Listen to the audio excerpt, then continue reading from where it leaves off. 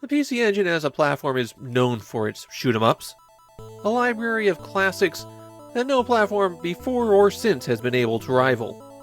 It's the land of all-time greats, and Honey in the Sky. Let's just say there's a reason that no one brings up Honey in the Sky when they're talking about PC Engine shoot-'em-ups. The title of Honey in the Sky is a bit strange. It is in English, it's just written in Japanese characters, and the title is a small pun. Honey is referring to haniwa, a style of clay figurine that you're controlling in the game. Haniwa were burial figures from the Kofun period, roughly 500 CE, the time of the colonization of Japan. While haniwa could be representational, the style that you see in Japanese pop culture are the abstract ones. A cylindrical body with a hollow, barely defined face, and tubular arms, one pointing up, one pointing down. The haniwa aren't the only things in Honey in the Sky that reference the Kofun period. You'll see landmarks, other figurines, and the general art style of the period throughout the game. Honey in the Sky is the first time on the PC Engine that we're seeing the publisher Face and developer Sankindo, who might just be Face wearing a funny hat.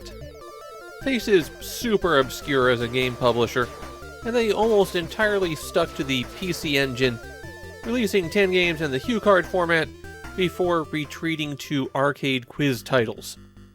The plot of Honey in the Sky involves Japanese mythology. Izanagi and Izanami were the gods that created Japan, and after returning to the heavens, Izanagi noticed that Izanami was being a bit of a jerk to people. One day he saw her reflection in a mirror and it was monstrous, so Izanagi recruited a haniwa to enter Izanami's mind and destroy the evil influence that was affecting her. As mentioned, Honey in the Sky is a shoot-'em-up, and there's two key mechanics that are involved here. One is obvious, the other not so much. Honey can fire its weapon in 8 directions, and pressing button 1 will rotate which way it's shooting. If you hold the button down, it rotates pretty slowly, so if you have one of the auto-fire controllers, I recommend turning it up to the first notch. Since the aim only rotates clockwise, if you're 90 degrees to the right of where you want to shoot, then it can take a long time to get your gun into position. Enemies are going to come at you from all directions, and on later stages they can shield themselves, so you'll have to take advantage of that multi-directional aiming. The other notable feature about Honey in the Sky is the shop. You automatically access it whenever you reach a boss, but you can bring it up anytime by pausing the game and then pressing button 1. In the shop, of course, you can buy things, but this is also where you go to change Honey's equipment and use consumable items. Naturally, you earn money for the shop by killing enemies. And this is a game with a fairly tight economy, especially early on. If you want to get the good items from the shop, then you're going to have to do without for quite a while. You'll also get items as you progress. Clearing certain stages will earn you a power-up. There are 4 permanent equipable power-ups, and 3 consumable items that you can use. The flames determine how fast Honey moves. I recommend just picking the one that you're comfortable with, only buying that, and then ignoring the rest.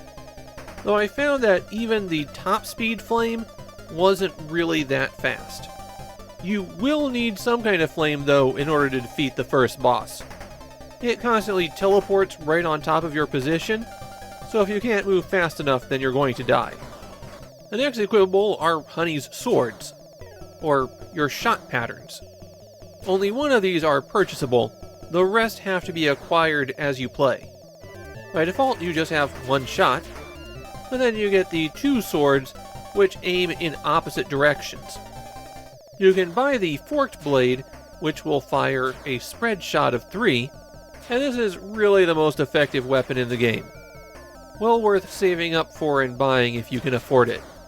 There's also a short-range continuous attack that doesn't mesh well with rapid-fire controllers, and the ultimate weapon, which I didn't get to while I was playing. Honey has a life bar, and so you can get armor to reduce damage, There's 2 different suits of armor that you can acquire for this. And I don't even know why they made that something that you have to go and manually equip and possibly remove. There's no downside to wearing the armor. The last permanent item is Rapid Fire.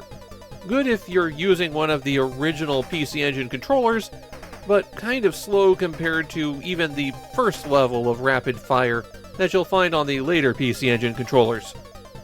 For consumable items, you have a potion that will restore 1 unit of Honey's health.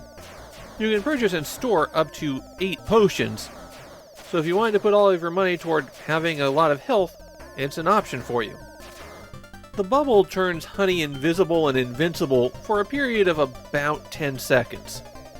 Useful if you remember to fire it off when you're trapped, but probably not something that you're desperate for. The prayer beads will fly around and destroy anything that they hit, tracking targets for quite a while.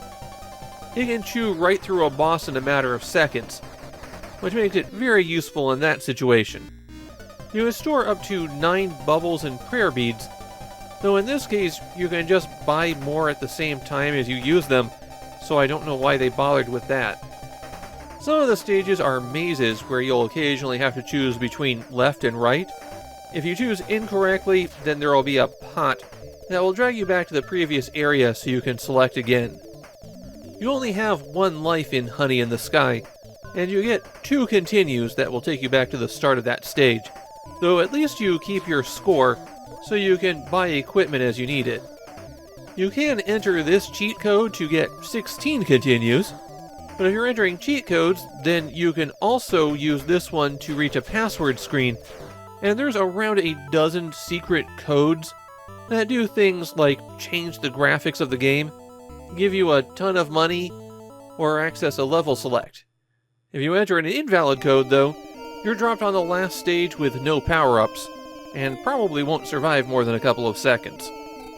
If you haven't got enough of Honey, well, there's a sequel, Honey on the Road, which we'll get to soon enough. Among Japanese players, Honey in the Sky is considered a bit of a hidden gem on the PC Engine. I found quite a few people calling it a masterpiece. My own take is a lot more negative. I don't think Honey in the Sky is a stinker, but I think the game mechanics don't really work very well. The shop and inventory screen are not well handled. If you get new equipment, then you probably want to use that new equipment. So why have the player jump through additional hoops? And I found the clockwise only aiming to be more annoying than anything else. If you're playing smarter than me, you'll probably want to position yourself so that you're usually shooting to the upper left, since most enemies still come at you from above, and that's the best position to be in for rotating to shoot. If the aiming was something like hold down button 1 to aim in the direction that you're pushing, and then release to lock it again, it would work a lot better. And as a shoot 'em up, Honey in the Sky feels a bit barren. They wind up making basic enemies on later stages take a ton of hits to destroy, which just makes everything feel worse. Yeah, my feelings here are Honey in the Sky is a weak shoot 'em up, something that you might want to play after you've been through all of the better shoot 'em ups on the system.